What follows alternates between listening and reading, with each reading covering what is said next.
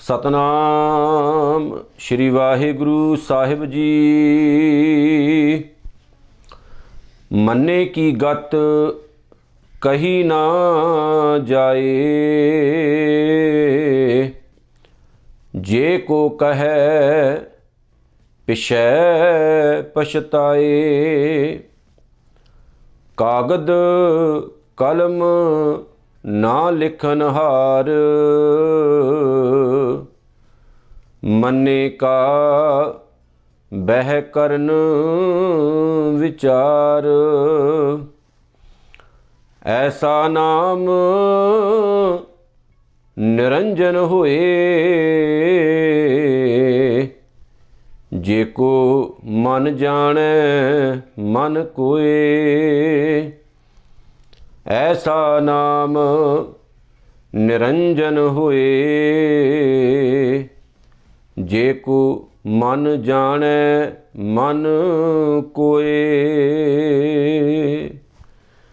ਸਾਹਿਬ ਸਤਿਗੁਰੂ ਸ਼੍ਰੀ ਗੁਰੂ ਗ੍ਰੰਥ ਸਾਹਿਬ ਜੀ ਮਹਾਰਾਜ ਸੱਚੇ ਪਾਤਸ਼ਾਹ, ਜਿਨ੍ਹਾਂ ਦੀ ਪਾਵਨ ਪਵਿੱਤਰ ਬਾਣੀ ਦਾ ਓਟ ਆਸਰਾ ਲੈ ਕੇ ਅਸੀਂ ਸਾਰੇ ਆਪਣੇ ਜੀਵਨ ਦੀ ਹਰ ਇੱਕ ਘੜੀ ਨੂੰ ਬਤੀਤ ਕਰਦੇ ਹਾਂ ਅਤੇ ਸ਼੍ਰੀ ਗੁਰੂ ਗ੍ਰੰਥ ਸਾਹਿਬ ਸੱਚੇ ਪਾਤਸ਼ਾਹ ਜੀ ਦੀ ਪਾਵਨ ਬਾਣੀ ਦੀ ਰੌਸ਼ਨੀ ਦੇ ਵਿੱਚ ਹਰ ਸਿੱਖ ਜ਼ਿੰਦਗੀ ਦਾ ਹਰ ਇੱਕ ਕਰਮ ਕਰਕੇ ਖੁਸ਼ੀ ਮਹਿਸੂਸ ਕਰਦਾ ਹੈ। ਆਓ ਸਤਿਗੁਰੂ ਗੁਰੂ ਗ੍ਰੰਥ ਸਾਹਿਬ ਜੀ ਨੂੰ ਹਾਜ਼ਰ ਨਾਜ਼ਰ ਜਾਣਦੇ ਹਾਂ, ਕਲਗੀਆਂ ਵਾਲੇ ਸੱਚੇ ਪਾਤਸ਼ਾਹ ਜੀ ਦੀ ਪਾਵਨ ਫਤਿਹ ਦੇ ਨਾਲ ਸਾਂਝ ਪਾਈਏ। ਪਿਆਰ ਸਤਿਕਾਰ ਨਾਲ ਸਾਰੇ ਆਖੋ ਜੀ, ਵਾਹਿਗੁਰੂ ਜੀ ਕਾ ਖਾਲਸਾ ਵਾਹਿਗੁਰੂ ਜੀ ਕੀ ਫਤਿਹ। ਧੰਨ ਗੁਰੂ ਨਾਨਕ ਸਾਹਿਬ ਸੱਚੇ ਪਾਤਸ਼ਾਹ ਜੀ ਜਪਜੀ ਸਾਹਿਬ ਦੀ 12ਵੀਂ ਪੌੜੀ, ਜਿਹਦੇ ਵਿੱਚ ਗੁਰੂ ਨਾਨਕ ਸਾਹਿਬ ਜੀ ਨੇ ਅੱਜ ਤੋਂ ਮੰਨਣ ਦੀ ਗੱਲ ਕੀਤੀ ਹੈ। ਜਿਵੇਂ ਪਿਛਲੇ ਦਿਨਾਂ ਦੇ ਵਿੱਚ ਕੁਝ ਵੀਡੀਓ ਅਸੀਂ ਸੁਣਨ ਦੀਆਂ ਪੌੜੀਆਂ ਦੇ ਉੱਤੇ ਤਿਆਰ ਕੀਤੀਆਂ ਸਨ। ਜਦੋਂ ਸੁਣਨ ਦੀਆਂ 4 ਪੌੜੀਆਂ ਕੰਪਲੀਟ ਹੁੰਦੀਆਂ ਨੇ ਤਾਂ ਉਹਦੇ ਤੋਂ ਬਾਅਦ ਮੰਨਣ ਦੀ ਗੱਲ ਸਤਿਗੁਰੂ ਜੀ ਸਟਾਰਟ ਕਰ ਦਿੰਦੇ ਨੇ। ਮੰਨਣ ਦੀ ਗੱਲ ਤੋਂ ਪਹਿਲੀ ਜਿਹੜੀ ਪੌੜੀ ਹੈ ਸਤਿਗੁਰੂ ਜੀ ਦੀ, ਜਿਹਦੀ ਕੀ ਵਿਚਾਰ ਅੱਜ ਅਸੀਂ ਕਰਨੀ ਹੈ, 12ਵੀਂ ਪੌੜੀ ਹੈ ਜਪਜੀ ਸਾਹਿਬ ਦੀ।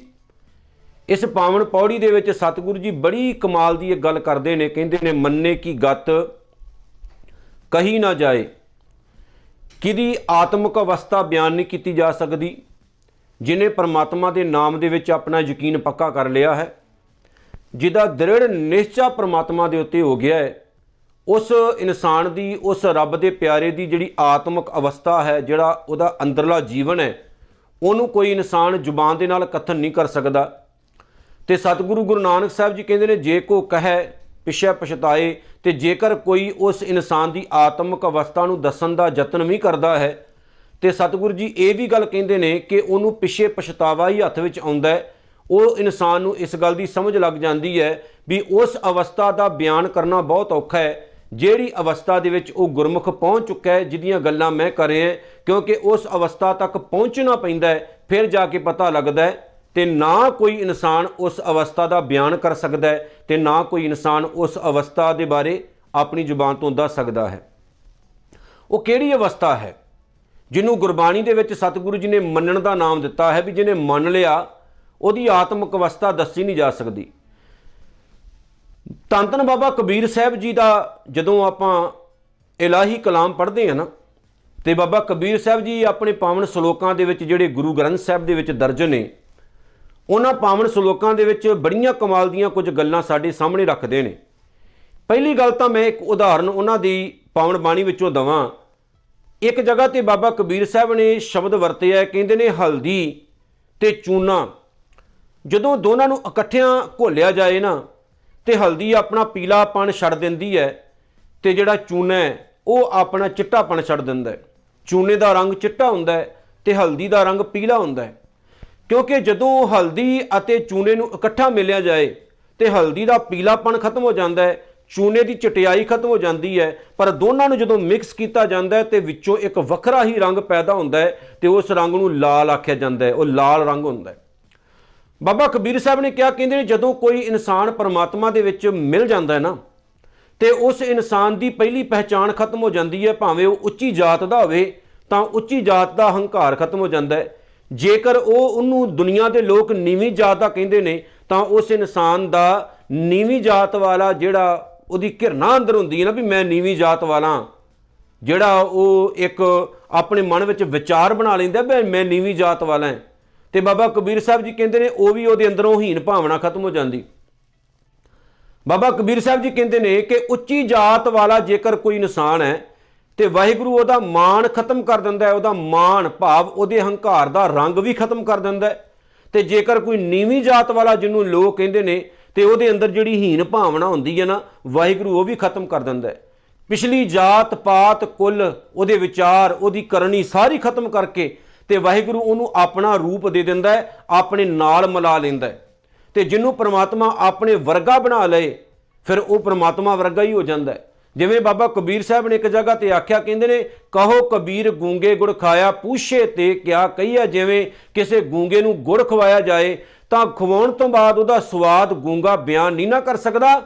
ਇਸੇ ਤਰ੍ਹਾਂ ਰੱਬ ਦੇ ਪਿਆਰਿਆ, ਜਦੋਂ ਕੋਈ ਇਨਸਾਨ ਰੱਬ ਦੇ ਵਿੱਚ ਮਿਲ ਜਾਂਦਾ ਹੈ, ਓਤ ਪੋਤ ਹੋ ਜਾਂਦਾ ਹੈ, ਰੱਬ ਵਰਗਾ ਹੋ ਜਾਂਦਾ ਹੈ, ਤਾਂ ਫਿਰ ਉਹਦੀ ਆਤਮਿਕ ਅਵਸਥਾ ਨੂੰ ਦੁਨੀਆ ਦਾ ਕੋਈ ਸ਼ਖਸ, ਦੁਨੀਆ ਦਾ ਕੋਈ ਬੰਦਾ ਬਿਆਨ ਨਹੀਂ ਕਰ ਸਕਦਾ। ਇੱਥੇ ਮੈਂ ਗੁਰਬਾਣੀ ਦੀ ਇੱਕ ਹੋਰ ਤੁਹਾਡੇ ਸਾਹਮਣੇ ਐਗਜ਼ਾਮਪਲ ਰੱਖ ਦੇਵਾਂ।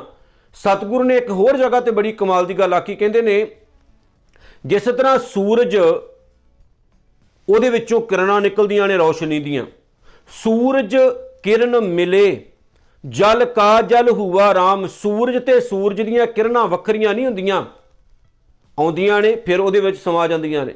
ਜਲ ਕਾ ਜਲ ਹੁਆ ਰਾਮ, ਪਾਣੀ ਤੇ ਪਾਣੀ ਦੀਆਂ ਲਹਿਰਾਂ ਵੱਖਰੀਆਂ ਨਹੀਂ ਹੁੰਦੀਆਂ, ਜੋਤੀ ਜੋਤ ਰਲੀ। ਇਸੇ ਤਰ੍ਹਾਂ ਆਤਮਾ ਤੇ ਪਰਮਾਤਮਾ 'ਚ ਕੋਈ ਫਰਕ ਨਹੀਂ ਹੈ। ਇਨਸਾਨ ਰੱਬ ਦਾ ਹੀ ਰੂਪ ਹੈ, ਪਰਮਾਤਮਾ ਤੋਂ ਹੀ ਪੈਦਾ ਹੋਇਆ ਹੈ, ਪਰ ਹਉਮੈ ਹੰਕਾਰ ਤੇ ਮਾੜੀਆਂ ਵਿਚਾਰਾਂ ਦੇ ਕਾਰਨ ਇਨਸਾਨ ਰੱਬ ਤੋਂ ਦੂਰ ਹੋ ਗਿਆ। ਸੂਰਜ ਕਿਰਨ ਮਿਲੇ ਜਲ ਕਾ ਜਲ ਹੁਆ ਰਾਮ, ਜੋਤੀ ਜੋਤ ਰਲੀ ਸੰਪੂਰਨ ਥੀਆ ਰਾਮ। ਸੰਪੂਰਨਤਾ ਉੱਥੇ ਜਾ ਕੇ ਬਣਦੀ ਹੈ ਜਦੋਂ ਇੱਕ ਮਿਕਤਾ ਹੋ ਜਾਏ ਪਰਮਾਤਮਾ ਦੇ ਵਿੱਚ। ਯਾਦ ਰੱਖਿਓ, ਜਦੋਂ ਤੱਕ ਸਾਡੇ ਵਿਚਾਰਕ ਮਤ ਭੇਦ ਨੇ ਗੁਰੂ ਦੇ ਨਾਲ, ਅਸੀਂ ਗੁਰੂ ਦੇ ਵਿੱਚ ਸਮਾ ਨਹੀਂ ਸਕਦੇ। ਧੰਨ ਬਾਬਾ ਬੁੱਢਾ ਸਾਹਿਬ ਵਰਗੀ ਮਹਾਨ ਸ਼ਖਸੀਅਤਾਂ, ਉਹਨਾਂ ਦੀ ਗੱਲ ਆਪਾਂ ਕਵਾਂਗੇ ਵੀ ਉਹਨਾਂ ਨੇ ਮੰਨ ਲਿਆ ਸੀ ਪਰਮਾਤਮਾ ਦੇ ਨਾਮ ਨੂੰ, ਉਹ ਗੁਰੂ ਨਾਨਕ ਦਾ ਰੂਪ ਹੋ ਗਏ, ਇੱਕ ਮਿਕ ਹੋ ਗਏ। ਅਸੀਂ ਉਹਨਾਂ ਵਰਗੇ ਬਣ ਨਹੀਂ ਸਕਦੇ ਹਾਂ ਤੇ ਨਾ ਕੋਈ ਸਿੱਖ ਬੰਦਾ ਯਤਨ ਕਰਦਾ ਹੀ ਹੈ, ਕਿਉਂਕਿ ਅਸੀਂ ਬਹੁਤ ਦੂਰ ਹਾਂ ਆਪਣੇ ਸਤਿਗੁਰੂ ਤੋਂ, ਬਾਣੀ ਤੋਂ ਬਹੁਤ ਦੂਰ ਹਾਂ। ਧੰਨ ਨੇ ਬਾਬਾ ਬੁੱਢਾ ਸਾਹਿਬ ਵਰਗੀਆਂ ਮਹਾਨ ਸ਼ਖਸੀਅਤਾਂ, ਧੰਨ ਨੇ ਭਾਈ ਗੁਰਦਾਸ ਸਾਹਿਬ ਵਰਗੀਆਂ ਮਹਾਨ ਸ਼ਖਸੀਅਤਾਂ ਆਪਣਾ ਜੀਵਨ ਹੀ ਗੁਰੂ ਦੇ ਲੇਖੇ ਲਾ ਦਿੱਤਾ ਪੂਰਾ ਦਾ ਪੂਰਾ। ਤੇ ਜੇਕਰ ਕੋਈ ਇਨਸਾਨ ਇਹਨਾਂ ਦਾ ਬਿਆਨ ਕਰਨ ਦਾ ਯਤਨ ਕਰੇ, ਇਹਨਾਂ ਦੀ ਆਤਮਿਕ ਅਵਸਥਾ ਤੇ ਨਹੀਂ ਕਰ ਸਕਦਾ, ਕਿਉਂਕਿ ਉਹ ਗੁਰੂ ਵਰਗੇ ਹੀ ਹੋ ਚੁੱਕੇ ਸਨ, ਓਤ ਪੋਤ ਹੋ ਚੁੱਕੇ ਸਨ ਗੁਰੂ ਦੇ ਨਾਲ। ਬਾਬਾ ਕਬੀਰ ਸਾਹਿਬ ਦੀ ਇੱਕ ਹੋਰ ਗੱਲ ਮੈਂ ਤੁਹਾਡੇ ਨਾਲ ਸ਼ੇਅਰ ਕਰਨੀ ਚਾਹੁੰਦਾ ਹਾਂ। ਹੁਣ ਉੱਥੇ ਬਾਬਾ ਕਬੀਰ ਸਾਹਿਬ ਨੇ ਬੜੀਆਂ ਕਮਾਲ ਦੀਆਂ ਗੱਲਾਂ ਆਖੀਆਂ। ਜਿਵੇਂ ਗੁਰੂ ਨਾਨਕ ਸਾਹਿਬ ਨੇ ਕਿਹਾ ਨਾ ਵੀ ਮੰਨੇ ਕੀ ਗੱਤ ਕਹੀ ਨਾ ਜਾਏ। ਜਿਸ ਬੰਦੇ ਨੇ ਪਰਮਾਤਮਾ ਦੇ ਨਾਮ ਨੂੰ ਆਪਣੇ ਅੰਦਰ ਵਸਾ ਲਿਆ ਤੇ ਰੱਬ ਦੇ ਨਾਮ ਤੇ ਯਕੀਨ ਕਰ ਲਿਆ, ਜਿਹੜੇ ਇਨਸਾਨ ਦੀ ਆਤਮਿਕ ਉੱਚਤਾ ਪਰਮਾਤਮਾ ਵਰਗੀ ਬਣ ਗਈ, ਸਤਿਗੁਰੂ ਗੁਰੂ ਨਾਨਕ ਸਾਹਿਬ ਜੀ ਕਹਿੰਦੇ ਨੇ ਉਸ ਬੰਦੇ ਦੀ ਆਤਮਿਕ ਅਵਸਥਾ ਨੂੰ ਬਿਆਨ ਨਹੀਂ ਕੀਤਾ ਜਾ ਸਕਦਾ। ਪਰ ਆਪਾਂ ਕੀ ਕਰਨਾ ਹੈ ਕਿ ਪਰਮਾਤਮਾ ਵਰਗੇ ਬਣਨਾ ਹੈ। ਅਸੀਂ ਪਰਮਾਤਮਾ ਦੇ ਵਿੱਚ ਆਪਣੀ ਜੋਤ ਨੂੰ ਅਭੇਦ ਕਰਨਾ ਹੈ। ਅਸੀਂ ਆਪਣੇ ਮਤਭੇਦ ਛੱਡਣੇ ਨੇ, ਅਸੀਂ ਆਪਣੇ ਜੀਵਨ ਦੀਆਂ ਖਾਮੀਆਂ ਦੂਰ ਕਰਨੀਆਂ ਨੇ, ਅਸੀਂ ਕਾਮ ਕ੍ਰੋਧ ਲੋਭ ਮੋਹ ਹੰਕਾਰ ਦੇ ਅਸਰ ਤੋਂ ਦੂਰ ਰਹਿਣਾ ਹੈ। ਅਸੀਂ ਆਪਣੇ ਜੀਵਨ ਵਿੱਚੋਂ ਈਰਖਾ ਦੂਰ ਕਰਨੀ ਹੈ, ਨਿੰਦਾ ਦੂਰ ਕਰਨੀ ਹੈ, ਬੁਰਾਈ ਦੂਰ ਕਰਨੀ ਹੈ ਤੇ ਸੱਚ ਬੋਲਣ ਵਾਲਾ ਸੁਭਾਅ ਪੈਦਾ ਕਰਨਾ ਹੈ। ਤੇ ਭਾਈ ਸਾਹਿਬ ਆਪਣੀ ਇੱਕ ਰਚਨਾ ਦੇ ਵਿੱਚ ਭਾਈ ਗੁਰਦਾਸ ਸਾਹਿਬ ਕਹਿੰਦੇ ਨੇ ਕਿ ਜਿਸ ਤਰ੍ਹਾਂ ਅੱਗ ਚੁੱਲ੍ਹੇ ਦੇ ਕੰਟਰੋਲ 'ਚ ਰਹੇ ਤਾਂ ਉੱਥੋਂ ਲੰਗਰ ਤਿਆਰ ਹੁੰਦਾ ਹੈ, ਪਰ ਜੇ ਅੱਗ ਚੁੱਲ੍ਹੇ ਦੇ ਕੰਟਰੋਲ ਤੋਂ ਬਾਹਰ ਹੋ ਜਾਏ ਤੇ ਉਹੀ ਅੱਗ ਪਰਿਵਾਰ ਸਾੜ ਦਿੰਦੀ ਹੈ, ਘਰ ਕਈ ਸਾੜ ਕੇ ਸੁਆਹ ਕਰ ਦਿੰਦੀ ਹੈ। ਗੁਰਮੁਖੋ, ਇਸੇ ਤਰ੍ਹਾਂ ਸਾਡੀਆਂ ਇੱਛਾਵਾਂ ਨੇ, ਜੇ ਉਹ ਕੰਟਰੋਲ 'ਚ ਰਹਿਣ ਤਾਂ ਉਹ ਜੀਵਨ ਸੋਹਣਾ ਬਣਾਉਂਦੀਆਂ ਨੇ, ਪਰ ਜੇ ਇੱਛਾਵਾਂ ਸਾਡੀਆਂ ਕੰਟਰੋਲ ਤੋਂ ਬਾਹਰ ਹੋ ਜਾਣ ਤੇ ਉਹੀ ਇੱਛਾਵਾਂ ਸਾਡਾ ਜੀਵਨ ਬਰਬਾਦ ਵੀ ਕਰ ਦਿੰਦੀਆਂ ਨੇ। ਇੱਛਾਵਾਂ ਇਨਸਾਨ ਦੀਆਂ ਇੱਥੋਂ ਤੱਕ ਵੱਧ ਗਈਆਂ ਕਿ ਬੰਦਾ ਪਰਮਾਤਮਾ ਦੇ ਨਾਲ ਵੀ ਸ਼ਰਤਾਂ ਲਾਉਣ ਲੱਗ ਪਿਆ। ਅੱਜ ਗੁਰੂ ਦਾ ਸਿੱਖ ਜਦੋਂ ਸਤਿਗੁਰੂ ਦੇ ਪਾਵਨ ਚਰਨਾਂ ਵਿੱਚ ਜਾ ਕੇ ਅਰਦਾਸਾਂ ਕਰਦਾ ਹੈ ਨਾ, ਤੇ ਅਰਦਾਸਾਂ ਦੀਆਂ ਲਿਸਟਾਂ ਬੜੀਆਂ ਲੰਬੀਆਂ ਹੁੰਦੀਆਂ ਨੇ। ਆਪਾਂ ਗੁਰਦੁਆਰਿਆਂ 'ਚ ਜਾਂਦੇ ਆ ਤੇ ਸਾਡੀਆਂ ਅਰਦਾਸਾਂ ਦੀਆਂ ਲਿਸਟਾਂ ਬੜੀਆਂ ਲੰਬੀਆਂ ਹੁੰਦੀਆਂ ਨੇ। ਸਤਿਗੁਰੂ ਜੀ ਫਲਾਣਾ ਮੁਕੱਦਮਾ ਜਿੱਤਿਆ ਜਾਏ, ਸਤਿਗੁਰੂ ਜੀ ਸਾਡੇ ਘਰ ਦੀ ਮੱਝ ਸੂ ਪਵੇ, ਸਤਿਗੁਰੂ ਜੀ ਸਾਡੀ ਜ਼ਮੀਨ ਫਲਾਣੀ ਜਗ੍ਹਾ ਤੇ ਜਿਹੜੀ ਹੈ ਉਹ ਕਿਸੇ ਨੇ ਦੱਬੀ ਹੈ ਉਹ ਛੁੱਟ ਜਾਏ, ਸਤਿਗੁਰੂ ਜੀ ਸਾਡੇ ਘਰ ਦੇ ਵਿੱਚ ਪੁੱਤ ਹੋ ਜਾਏ, ਧੀ ਹੋ ਜਾਏ, ਸਾਡਾ ਬਾਹਰ ਦਾ ਵੀਜ਼ਾ ਲੱਗ ਜਾਏ, ਅਸੀਂ ਪੱਕੇ ਹੋ ਜਾਈਏ, ਸਾਡੀਆਂ ਬਿਮਾਰੀਆਂ ਦੂਰ ਹੋ ਜਾਣ, ਸਾਡਾ ਮੁੰਡਾ ਪੜ੍ਹ ਜਾਏ, ਉਹ ਪਾਸ ਹੋ ਜਾਏ। ਪਤਾ ਨਹੀਂ ਕਿੰਨੀਆਂ ਕੋ ਮੰਗਾਂ ਸਾਡੀਆਂ, ਉਹ ਕਦੇ ਵੀ ਖਤਮ ਨਹੀਂ ਹੁੰਦੀਆਂ। ਲੇਕਿਨ ਜਿਹੜੀ ਮੰਗ ਹੈ ਮੇਨ, ਆਪਾਂ ਉਹ ਮੰਗਣ ਵਾਸਤੇ ਜਾਂਦੇ ਹਾਂ, ਲੇਕਿਨ ਅਸੀਂ ਭੁੱਲ ਜਾਂਦੇ ਹਾਂ ਕਿਹੜੀ ਮੰਗ ਭਲਾ? ਮੰਗਣ ਨੀਕਾ। ਗੁਰੂ ਹੀ ਕਹਿੰਦੇ ਨੇ ਕਿ ਸਭ ਤੋਂ ਵਧੀਆ ਮੰਗ ਹੈ ਹਰ ਜਸ ਗੁਰ ਤੇ ਮੰਗਣਾ। ਗੁਰੂ ਦੇ ਕੋਲੋਂ ਰੱਬ ਦੀ ਗੱਲ ਮੰਗਣੀ ਆਪਾਂ। ਲੇਕਿਨ ਆਪਾਂ ਜਦੋਂ ਗੁਰੂ ਦੇ ਕੋਲ ਵੀ ਜਾਂਦੇ ਹਾਂ ਤੇ ਸਾਡੀਆਂ ਮੰਗਾਂ ਬੜੀਆਂ ਅਜੀਬ ਜਿਹੇ ਕਿਸਮ ਦੀਆਂ ਹੁੰਦੀਆਂ ਨੇ। ਇੱਥੋਂ ਤੱਕ ਅਸੀਂ ਰੱਬ ਨਾਲ ਸੌਦਾ ਵੀ ਕਰ ਦਿੰਦੇ ਹਾਂ। ਕਈ ਵਾਰ ਅਸੀਂ ਵੇਖਦੇ ਹਾਂ ਪਿੰਡਾਂ ਸ਼ਹਿਰਾਂ ਦੇ ਵਿੱਚ, ਜੇ ਕਿਸੇ ਬੰਦੇ ਨੇ ਪੱਖਾ ਦਾਨ ਕੀਤਾ ਨਾ ਗੁਰਦੁਆਰੇ ਵਿੱਚ, ਪਹਿਲਾਂ ਤਾਂ ਦਾਨ ਸ਼ਬਦ ਹੀ ਗਲਤ ਹੈ। ਦਾਨ ਲਿਖਿਆ ਹੁੰਦਾ ਦਾਨ ਕੀਤਾ, ਪੱਖਾ ਦਾਨ ਕੀਤਾ, ਕੂਲਰ ਦਾਨ ਕੀਤਾ, ਏਸੀ ਦਾਨ ਕੀਤਾ, ਇਹ ਸ਼ਬਦ ਵਰਤੇ ਜਾਂਦੇ ਹੁੰਦੇ ਨੇ। ਚੰਦੋਆ ਸਾਹਿਬ ਦਾਨ ਕੀਤਾ, ਰੁਮਾਲੇ ਦਾਨ ਕੀਤੇ, ਚੌਰ ਸਾਹਿਬ ਦਾਨ ਕੀਤਾ, ਇਹ ਸ਼ਬਦ ਹੈ ਆਮ। ਇੱਥੋਂ ਤੱਕ ਕਿ ਕਈ ਵਾਰ ਜਿਹੜੀਆਂ ਪਾਲਕੀਆਂ ਹੁੰਦੀਆਂ ਨੇ, ਪਾਲਕੀਆਂ ਦੇ ਮੂਹਰੇ ਨਾਮ ਲਿਖੇ ਹੁੰਦੇ ਨੇ ਵੀ ਇਹ ਪਾਲਕੀ ਜਿਹੜੀ ਹੈ ਫਲਾਣੇ ਪਰਿਵਾਰ ਨੇ ਦਾਨ ਕੀਤੀ ਹੈ ਜੀ। ਕਮਾਲ ਦੀ ਗੱਲ ਹੈ। ਅਸੀਂ ਗੁਰੂ ਨਾਲ ਸੌਦਾ ਕਰਨ ਲੱਗ ਪੈਂਦੇ ਹਾਂ। ਇੱਥੋਂ ਤੱਕ ਸਾਡੇ ਸੌਦੇ ਵੱਧ ਜਾਂਦੇ ਆ ਵੀ ਅਸੀਂ ਭੁੱਲ ਜਾਂਦੇ ਆ ਜਿਹੜੇ ਮਾਲਕ ਨੇ ਸਾਨੂੰ ਇੰਨਾ ਕੁਝ ਦਿੱਤਾ ਹੈ ਨਾ, ਉਸ ਨੇ ਦੇ ਕੇ ਛੱਡ ਦਿੱਤਾ, ਤੇ ਅਸੀਂ ਦੇ ਕੇ ਸਤਿਗੁਰੂ ਨੂੰ ਉਹਦੇ ਚਰਨਾਂ ਦੇ ਵਿੱਚ ਰੱਖ ਕੇ ਤੇ ਉਸ ਤੋਂ ਬਾਅਦ ਅਸੀਂ ਆਪਣੇ ਨਾਮ ਲੱਭਦੇ ਫਿਰਦੇ ਹੁੰਦੇ ਹਾਂ। ਮੈਨੂੰ ਇੱਕ ਗੱਲ ਯਾਦ ਆ ਜਾਂਦੀ ਹੈ, ਗਿਆਨੀ ਸੰਤ ਸਿੰਘ ਮਸਕੀਨ ਉਹਨਾਂ ਨੇ ਲਿਖਿਆ ਇੱਕ ਜਗ੍ਹਾ ਤੇ ਕਿ ਮੈਂ ਪਟਨਾ ਸਾਹਿਬ ਦੇ ਵਿੱਚ ਗਿਆ ਤੇ ਉੱਥੇ ਮੈਂ ਕਥਾ ਕਰਨ ਵਾਸਤੇ ਕਹਿੰਦੇ ਗਿਆ ਸੀ। ਕਥਾ ਕਰਨ ਤੋਂ ਪਹਿਲਾਂ ਕਹਿੰਦੇ ਮੈਂ ਹਾਲ ਦੇ ਵਿੱਚ ਬਾਹਰ ਬੈਠਾ ਹੋਇਆ ਸੀ, ਜਿਹੜਾ ਛੱਜ ਲੱਗਾ ਹੋਇਆ ਸੀ ਉਹਦੇ ਥੱਲੇ ਬੈਠਾ ਹੋਇਆ ਸੀ, ਤੇ ਮੈਂ ਬਹਿ ਕੇ ਕੀ ਵੇਖਿਆ ਕਿ ਇੱਕ ਬਜ਼ੁਰਗ ਜਿਹੜਾ ਹੈ ਉਹਦੇ ਹੱਥ ਦੇ ਵਿੱਚ ਇੱਕ ਅਟੈਚੀ ਹੈ, ਤੇ ਉਸ ਬਜ਼ੁਰਗ ਨੇ ਆਪਣਾ ਅਟੈਚੀ ਹੇਠਾਂ ਰੱਖਿਆ ਫਰਸ਼ ਦੇ ਉੱਤੇ, ਤੇ ਉਹਦੇ ਤੋਂ ਬਾਅਦ ਉਹਨੇ ਕੀ ਕੀਤਾ ਬਜ਼ੁਰਗ ਨੇ ਕਿ ਹੇਠਾਂ ਦੋਨੋਂ ਗੋਡੇ ਜਿਹੜੇ ਸੀ ਉਹ ਮੂੰਹ ਦੇ ਮਾਰੇ, ਤੇ ਦੋਨੋਂ ਗੋਡੇ ਮੂੰਹ ਦੇ ਮਾਰ ਕੇ ਤੇ ਕੁਛ ਲੱਭਣ ਲੱਗ ਪਿਆ, ਤੇ ਉਸ ਬਜ਼ੁਰਗ ਨੇ ਐਨਕਾਂ ਲਾਈਆਂ ਹੋਈਆਂ ਸਨ ਮੋਟੇ-ਮੋਟੇ ਸ਼ੀਸ਼ਿਆਂ ਦੀਆਂ। ਮਸਕੀਨ ਜੀ ਕਹਿੰਦੇ ਮੈਂ ਉਸ ਬਜ਼ੁਰਗ ਨੂੰ ਜਾ ਕੇ ਪੁੱਛਿਆ ਬਾਬਾ ਜੀ ਕੀ ਲੱਭਦੇ ਹੋ?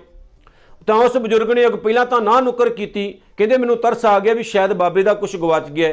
ਕਹਿੰਦੇ ਬਾਬਾ ਜੀ ਕੀ ਲੱਭ ਰਹੇ ਹੋ? ਤੇ ਕਹਿੰਦੇ ਉਸ ਬਜ਼ੁਰਗ ਨੇ ਬੜਾ ਕਮਾਲ ਦਾ ਅੱਗੋਂ ਜਵਾਬ ਦਿੱਤਾ, ਪਤਾ ਕੀ, ਜਿਹਨੂੰ ਸੁਣ ਕੇ ਮੈਂ ਅੱਜ ਤੱਕ ਹੈਰਾਨ ਹੋਇਆ ਫਿਰਦਾ।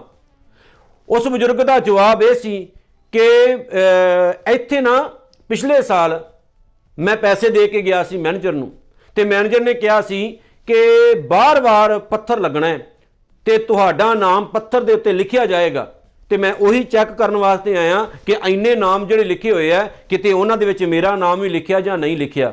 ਹੈਰਾਨੀ ਹੈ।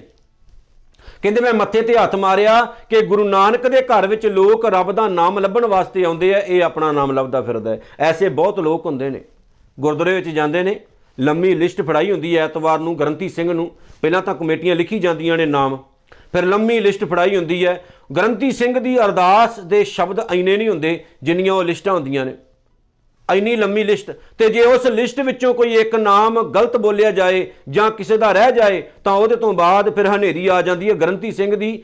ਕਈ ਲੋਕ ਗਾਲਾਂ ਤੱਕ ਵੀ ਕੱਢ ਦਿੰਦੇ ਨੇ, ਉਲਟਾ ਸਿੱਧਾ ਵੀ ਬੋਲ ਦਿੰਦੇ ਨੇ। ਜਿਨ੍ਹਾਂ ਨੂੰ ਗੁਰੂ ਤੇ ਵਿਸ਼ਵਾਸ ਨਹੀਂ ਨਾ, ਉਹ ਗ੍ਰੰਥੀ ਸਿੰਘ ਦੀ ਵੀ ਰਿਸਪੈਕਟ ਨਹੀਂ ਜੇ ਕਰਦੇ, ਯਾਦ ਰੱਖਿਓ। ਇਹ ਤਾਂ ਸਾਡੇ ਹਾਲਾਤ ਬਣੇ ਹੋਏ ਆ, ਤੇ ਉਹਨਾਂ ਵਰਗਾ ਜੀਵਨ ਸਾਡਾ ਕਿੱਦਾਂ ਬਣੇਗਾ ਜਿਨ੍ਹਾਂ ਨੇ ਆਪਣੀਆਂ ਜ਼ਿੰਦਗੀਆਂ ਸਤਿਗੁਰੂ ਦੇ ਲੇਖੇ ਲਾ ਦਿੱਤੀਆਂ। ਹੁਣ ਗੁਰੂ ਨਾਨਕ ਸਾਹਿਬ ਕੀ ਕਹਿੰਦੇ ਨੇ, ਕਾਗਦ ਕਲਮ ਨਾ ਲਿਖਣਹਾਰ, ਕਿ ਰੱਬ ਦੇ ਨਾਮ ਨਾਲ ਜੁੜੇ ਹੋਏ ਇਨਸਾਨ ਦੀ ਆਤਮਿਕ ਉੱਚਤਾ ਨੂੰ ਬਿਆਨ ਕਰਨ ਦੇ ਲਈ ਕੋਈ ਕਲਮ ਨਹੀਂ ਪੈਦਾ ਹੋਈ। ਰੱਬ ਦੇ ਨਾਮ ਨਾਲ ਜੁੜੇ ਹੋਏ ਇਨਸਾਨ ਦੀ ਆਤਮਿਕ ਉੱਚਤਾ ਨੂੰ ਬਿਆਨ ਕਰਨ ਦੇ ਲਈ ਕੋਈ ਕਾਗਜ਼ ਅਜੇ ਤੱਕ ਜਿਹੜਾ ਬਣਿਆ ਨਹੀਂ ਹੈ, ਤੇ ਨਾ ਕੋਈ ਲਿਖਾਰੀ ਪੈਦਾ ਹੋਇਆ ਹੈ, ਕਿਉਂਕਿ ਅਸੀਂ ਉਹਦੀ ਵਡਿਆਈ ਕਰ ਸਕਦੇ ਹਾਂ, ਲੇਕਿਨ ਅਸੀਂ ਅੱਖਰ ਬਾ ਅੱਖਰ ਇਹ ਨਹੀਂ ਦੱਸ ਸਕਦੇ ਕਿ ਉਹਦੇ ਅੰਦਰ ਰੱਬ ਨੇ ਕੀ ਕੁਝ ਪੈਦਾ ਕਰ ਦਿੱਤਾ ਹੈ, ਉਹਦੇ ਅੰਦਰ ਕਿੰਨੇ ਫੁੱਲ ਖਿੜ ਗਏ ਨੇ। ਇੱਥੇ ਮੈਂ ਦੱਸ ਦੇਵਾਂ, ਸਤਿਗੁਰੂ ਨੇ ਇੱਕ ਜਗ੍ਹਾ ਤੇ ਆਖਿਆ ਹੈ ਕਿ ਹੁਕਮ ਨਾਲ ਸ੍ਰਿਸ਼ਟੀ ਪੈਦਾ ਹੋਈ ਹੈ, ਪਰ ਹੁਕਮ ਦਾ ਬਿਆਨ ਨਹੀਂ ਕੀਤਾ ਜਾ ਸਕਦਾ। ਹੁਕਮੀ ਹੋਣ ਆਕਾਰ ਹੁਕਮ ਨਾ ਕਹਿਆ ਜਾਈ, ਕੁਝ ਚੀਜ਼ਾਂ ਬਿਆਨ ਨਹੀਂ ਕੀਤੀਆਂ ਜਾ ਸਕਦੀਆਂ, ਮਹਿਸੂਸ ਕੀਤੀਆਂ ਜਾ ਸਕਦੀਆਂ ਨੇ। ਹੁਣ ਬਾਬਾ ਕਬੀਰ ਸਾਹਿਬ ਨੇ ਜਿਹੜੀ ਕਮਾਲ ਦੀ ਗੱਲ ਆਖੀ, ਕਹਿੰਦੇ ਨੇ ਕਬੀਰ ਸੁਰਗ ਨਰਕ ਤੇ ਮੈਂ ਰਹਿਓ ਸਤਿਗੁਰ ਕੇ ਪ੍ਰਸਾਦ।